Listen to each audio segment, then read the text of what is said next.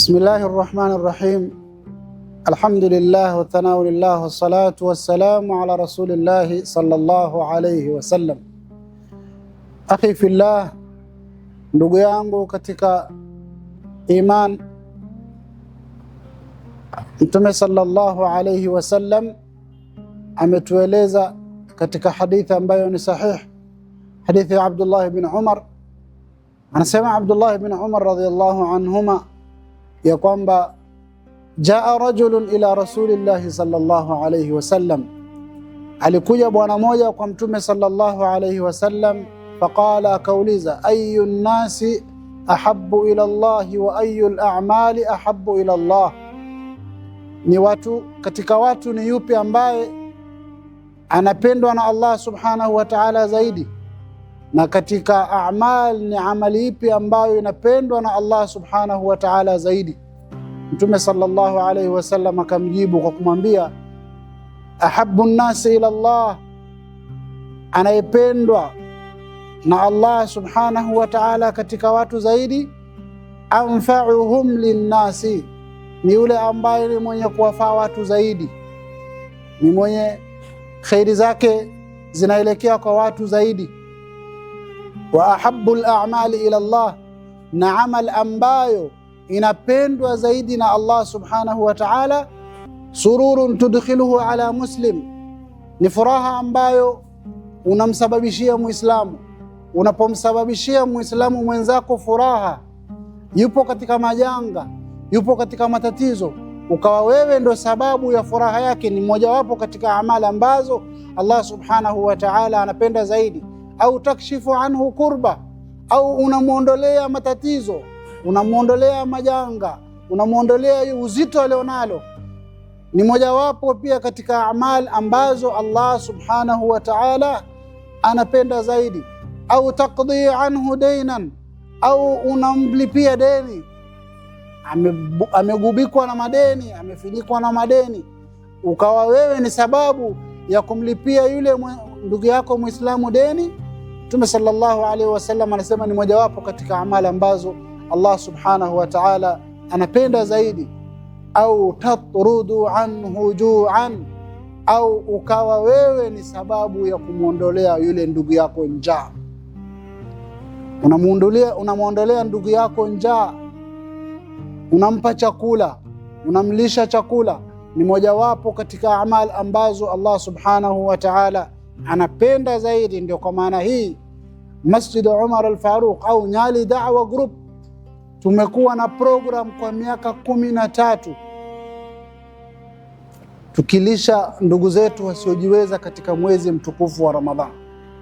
Ndugu zangu, wallahi kunao katika ndugu zetu ambao wanatuhitaji sisi zaidi katika mwezi mtukufu wa Ramadhan.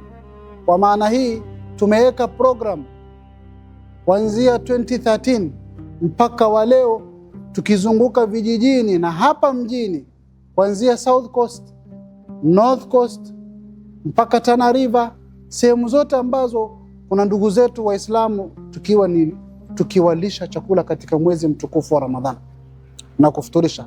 Kumbuka Mtume sallallahu alayhi wasallam ametuhimiza katika suala la kumfuturisha aliyefunga, akasema ya kwamba yeyote ambaye atakayemfuturisha aliyefunga anapata thawabu sawa na zile ya yule aliyepata.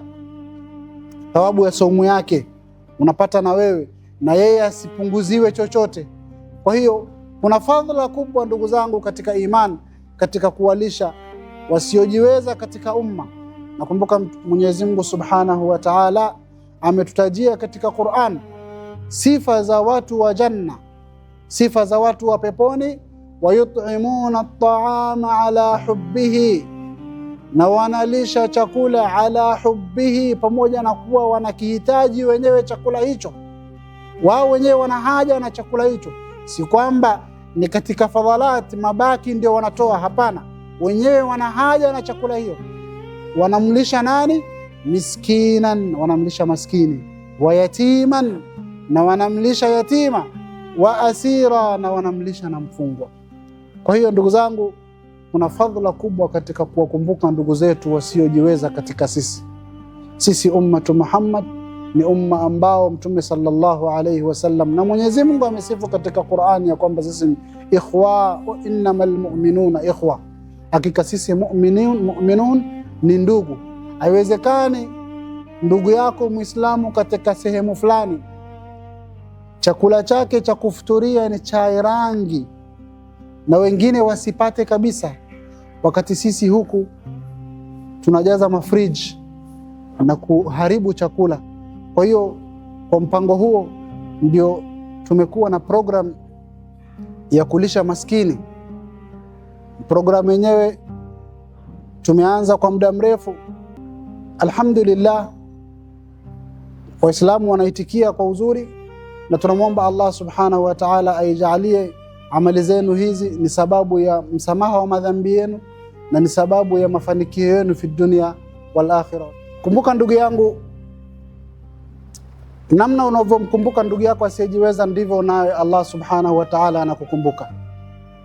Mtume sallallahu alayhi wasallam ametuambia, man nafasa an kurbi an mu'minin kurbatan min kurabi dunya nafasa Allahu anhu kurbatan min kurabi yawm al-qiyamah.